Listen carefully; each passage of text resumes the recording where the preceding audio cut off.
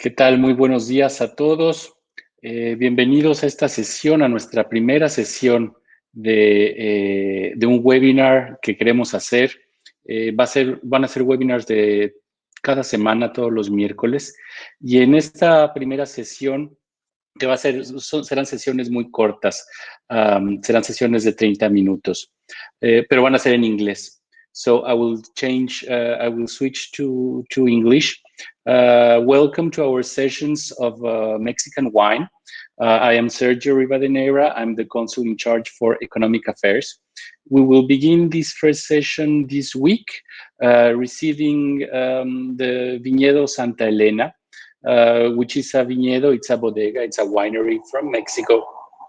They are actually in Aguascalientes. And we have today with us Pablo Alonzo. He is the CEO and he's the director of Bodegas Origen and Bodegas Santa Elena. He will be talking a little bit about how they make wine, the people that make the wine, the traditions, and just basically explaining to us the industry, how it's going on in Aguascalientes, etc. So I welcome Pablo Alonzo that is joining us right now. As I said, he's in Aguascalientes, and thank you very much, Pablo, for being here today with us. We have a very nice audience, and as I was saying, we are going to talk about Mexican wines, and we are delighted to have you and to begin this 3-month session with you guys. Hi, Sergio. It's a pleasure to be here. We had some issues with the initial computer, so I'm through my iPhone, so I hope it works well on the connection. And if you don't hear me well or something, just let me know. But it's a pleasure to be here and to talk a little bit about Mexican wines and the different regions and soils that we have here. Thank you, Pablo. You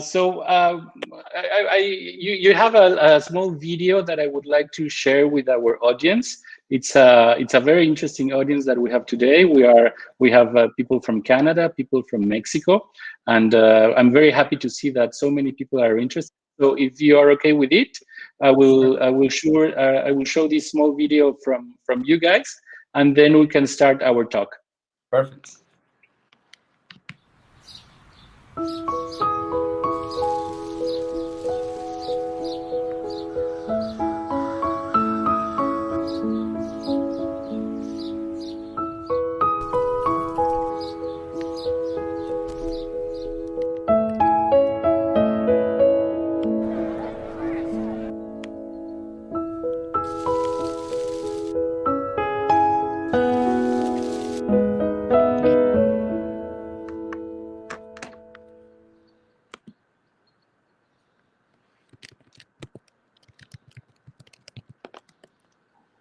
What a very nice video you have there, Pablo.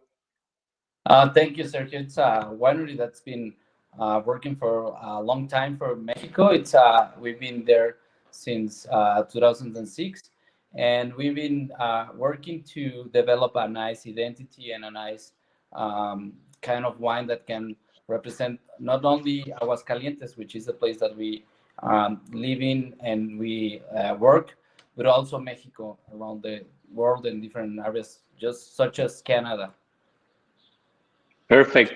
Just to let you know, Pablo, since we are live, we have also an interactive chat. So people in the chat in Livestream can join, and many of them can pose some questions. So we can also be answering those questions live. So we have here a small presentation that we made for your winery, just to give us a sense of who you are, what's your vinification tradition. So tell us a little bit more about your vineyard, where it's located, what characteristics do you have, soil, climate, geography, etc. Sure. We're in Aguascalientes, which is central Mexico. Most famous areas for wines in Mexico are Baja, but we are really old tradition making grapes and wines. We've been doing grapes and wines since the first years of the contest by the Spanish guys. So they walk through all central Mexico and they stay on different regions, just as Querétaro, Aguascalientes, and Guanajuato. And on our history, we started making wines in 2006, and since then we've been working with different grapes, mostly red wines. Basically, we started with Malbec, and since then we've been moving forward to the different kinds of grapes that are usual in different kinds, in different regions of the world, such as Cabernet Sauvignon. We have Nebbiolo. We have different grapes that are giving some idea of the potential that these regions can have. So about the climate and the different regions in Aguascalientes, we are a small state. We are roughly around 2% of the land, of the total land of Mexico, but we represent the we are the fourth grape production in Mexico, including grape for eating. So then we have different kinds of grapes here, and we are mostly a continental climate. So that means that we are not so much into the oceans. We don't have so many um, difference on the climate because of the oceans.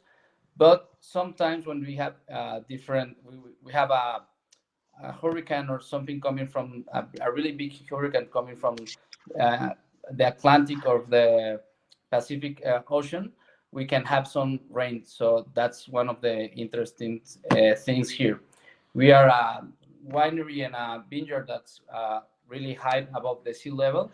We're around 1,900 meters from the sea level, and that gives us some difference between the weather in the morning and the weather during the day. So we have a climate contrast between 20 degrees Celsius, and that gives us the chance to have sugar and acidity to the wines that can be changed into alcohol and a nice structure for the wines in the long term.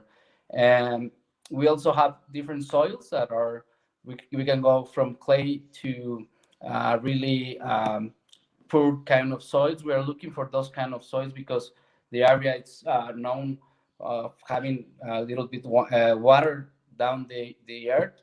So then the idea here is to run this water through the slope of the vineyard, and that way we can have some water stress to the vineyard and produce better wines. So mostly we are into that. The vineyards are work on a really traditional way from many places around Europe and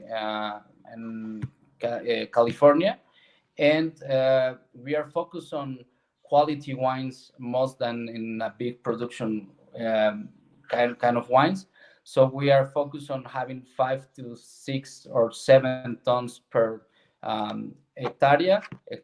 So then it's trying to do the best wines that we can do on this really nice weather.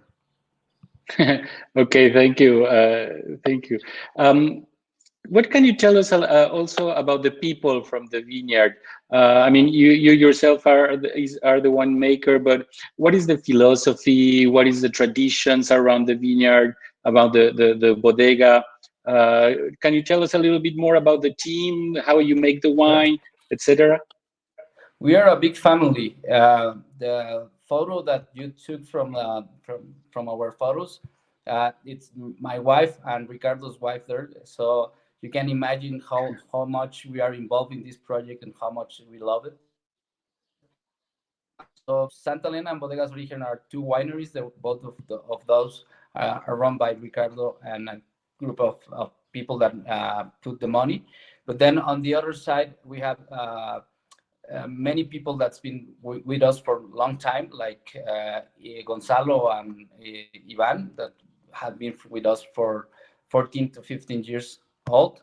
So our philosophy is that if we can run with young people, as you can see, and people that's committed to the long term, then our wines are gonna improve every year because we learn every year from the good things that we did and also from the mistakes. And on the philosophy of knowledge, we're working with the assessment of Aurelio Garcia Raiz. He's enologist in Spain, and he runs and two wineries, and he also assists winery in Ribera del Duero and Rioja. So then our idea is to have all the knowledge that we can import to Aguascalientes, and then to keep it here, because we on the last years we've been working with Monica, which is one of the chemistries, and Sandra, who is an enologist from Celaya, really close to here. She studied at California. So then we are trying to have a really high level knowledge people here working with us that are committed for the long term. And in the other side, we are also developing an industry and a region of tourism, where we can give job to people around the area, which are small towns. So the idea is to keep all these wheels running, and giving a little back to the society and to the land that we working on. Okay, so would you say Sorry, that the winery, the bodega, is more towards the innovation or more toward tradition? You were speaking before about family. So are you more willing to innovate, or are you willing more to go into the tradition? Well, we are always on that fight between tradition and innovation. We believe that tradition is not fight with innovation and the new approaches to the wine. So what we are doing is we have lots of technology around the vineyard, where we can have satellite photos. We have sensors on the vineyard that can measure the humidity on the land, and different uh, humidity on different I don't know how to say that, but different different places. And then we also have a really nice tracking system that can tracks the grapes since the vineyard to the last bottle. So our idea is that technology and the work and the knowledge that we have to be in a really nice um, place with tradition. So that way, with technology, you improve the tradition and you focus on the things that you're good at, and you don't change the people for the technology. You give them the tools to do better wines, and to have better relationship with our clients and our land and our people around. So yeah, we are on the two sides of the The coins. two sides. Yeah. Uh, Pablo, we made some research, and I would like you, if you could briefly explain to us some of your wines. We have here Entre Líneas. We have this is a Malbec. So could you tell us? And I think our Canadian friends are also very interested into knowing the characteristics of your wines, the all the organoleptics, the aromas. What are you looking into the wines? What kind of wines are you going to do? And also talk about the medals and all the prizes Yeah. that you have won, because your Vinícola Santa Elena has received a lot of medals, and we're very proud of that. And that is why we want to promote you and to bring you to the Canadian markets. And I can see in the chat many people already asking if we have samples of your wines. So Okay. talk about that a little bit with us, please. Okay, so we developed two lines or two kinds of wines. The first one is Entre Líneas and Tabla Uno, the first pictures that you saw. So Entre Líneas is a blend. It's a blend from three kind of grapes, that it's Malbec, Nebbiolo, and Syrah. This is the name of Entre Líneas come from. It's something like between the lines. So what we do with this one is we take different lines of the vineyard, and we mix them together so to make a really nice, easy to drink wine. So the idea here is that you will find a wine that also reflects the land, but also reflects the develop of our work every year, because we can have some different proportions or different mixtures of the different wines that we add to this wine. it goes around 8 to 10 months onto the barrel. We only use French barrels on our wines. We have some of American barrels, but we are focused on French. And we make this wine through uh, gravity. We don't use pumps in the first place processes of the winemaking. That goes for all the wineries. So the winery is designed to work with gravity from the start to the mostly to after the barrels, when it's impossible to move without a pump. Okay. So the next one, it's Tabla Uno. Tabla is the first wine that we ever did. It's 100% Malbec, and the name is Tabla, which it's should translate to vineyard number one. And so then we are talking about the first vineyard that we had, and it's more high above the price tag and the quality wine. So we are focusing on showing the potential that Malbec has on this area. It's one of the grapes that has more land planted right now. So we believe that this wine is one of the best wines that we can make around the area. And it's been named one of the best Malbecs in Mexico. So we are really happy and proud about this wine. And then you have the Nebbiolo, which are we're focusing right now mostly on Sofi, which is another Nebbiolo. But then we have these two, the Tabla Tres. It's a really small production of Nebbiolo, and this Nebbiolo is trying to define the way of Italian Nebbiolo, because we have these different Nebbiolos in Mexico that it's really showing its Italian characteristics, as it's a light wine. It seems more like a Pinot Noir, as Nebbiolos are in Piemonte. So then it's a really fruity, really straightforward wine that it's enjoyable to really looking for something different and something new in this kind of wines. Okay. And Let me just quickly jump in, Pablo. We have an interesting question about Claude, yeah. because as far as I know, the Nebbiolo is indeed more into the more for colder climates, and the Nebbiolo, this La Niebla. So how does it work with the Aguascalientes climate and the Nebbiolo? Is it a good grape for the climate, or how does it work? Well, it has been challenging. The first years, I think we didn't understand exactly what we were doing with this kind of grape. And then after 5 years, we start to develop our own identity, and it's been working pretty nice.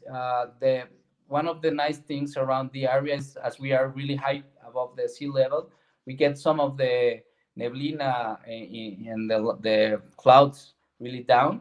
So what happens since now we are getting these clouds that are working as neblina in the area, and that keeps the way of the climate and the work of the plant really nice. So we are really happy with this one.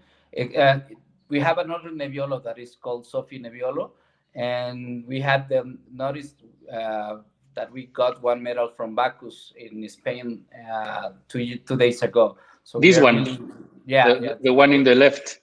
The one in the left, that it's only we usually get we have been getting medals from the Mexico selection and Brussels contest. So now we are starting to have medals from Spain too, and we're really happy. And Sophie Blanc, this is only Sophie's line, which are 4 wines. We started with Sophie and it's a really we love this project because it's been always really easy to connect with the vineyards, but also to connect with the people drinking this wine. And we started with Nebbiolo. We had a magnificent response from our friends, and in 2017 we started with Sophie Blanc. Now is considered one of the best wines white wines of Mexico. We've been consistent for the last three vintages that are the only ones that we've made. They're getting medals everywhere, so we are happy with these wines.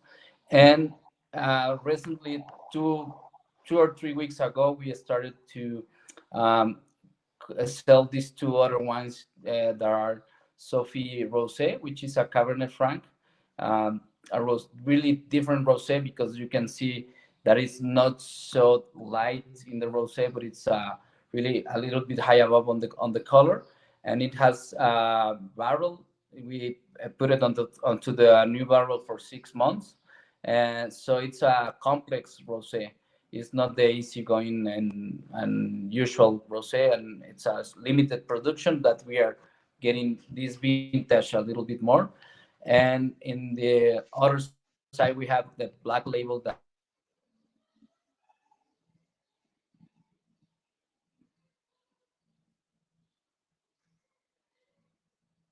is Pablo, I think you mute your microphone.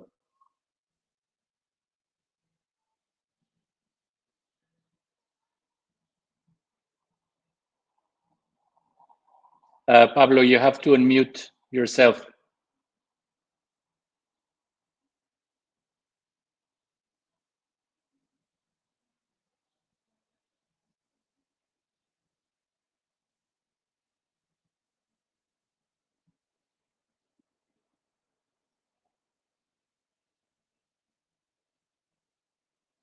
Can you unmute?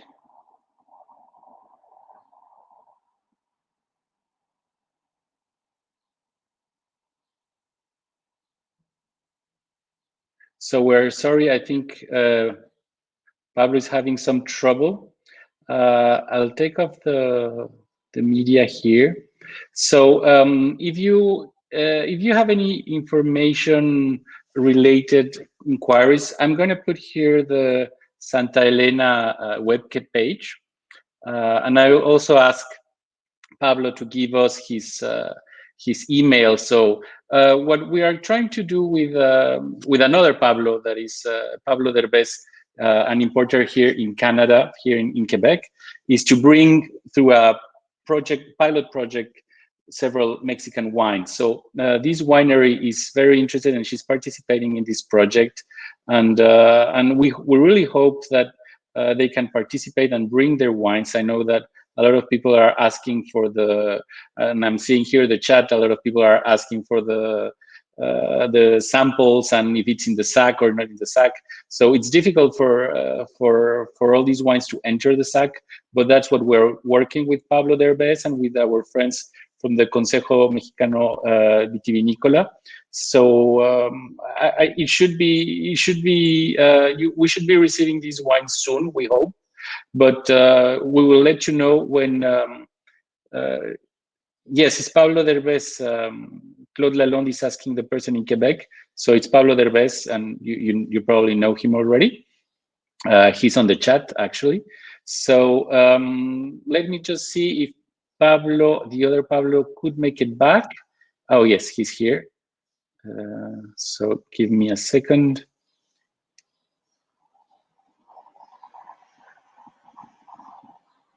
He should be getting ready to join us again.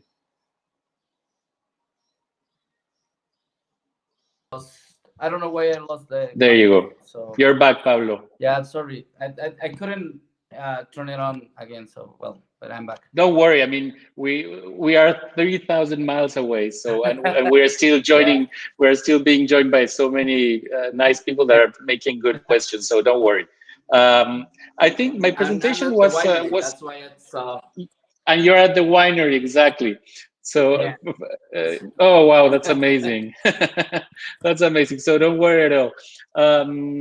I just wanted to, one of my last questions, because the idea of these video chats is just to have 30 minutes with the winemakers, because we know you're very busy.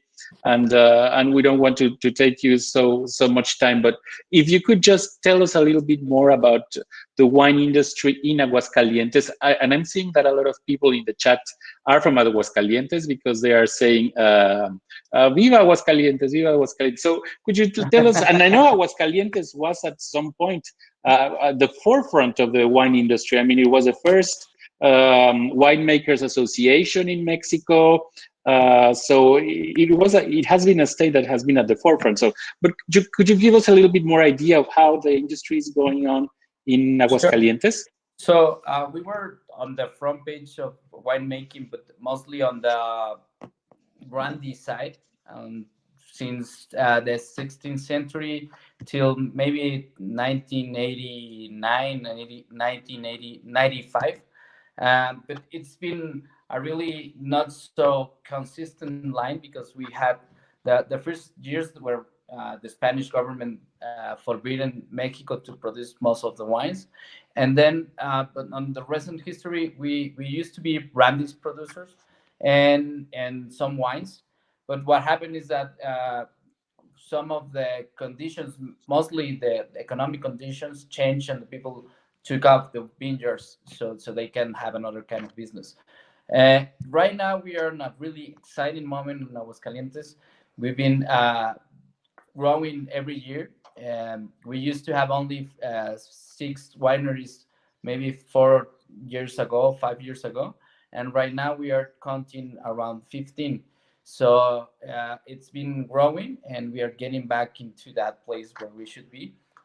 There's a really nice project that I'm really proud to work with many people in Aguascalientes, which is a school to teach some of the most enthusiastic people around the area in wines, and they are learning how to produce wines and how to produce better grapes. And this school is they also have the technical studies on the how on the classes, but also it's a practice area, so you can make wines with us. And so we change the way of Aguascalientes producing wines in the last years.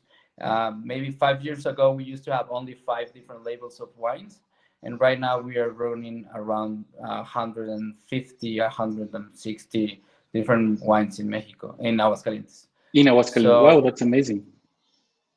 yeah, it's been really nice. We also have five different technologists working here, and as it's really small state, it's amazing that in the last years we grow to 5 times what we used to do on the wines. So we're happy, and there's getting some recognition medals and different prizes to the wines of Aguascalientes. That's amazing. Pablo, did you, well, tell us, we have still 3 more minutes to go.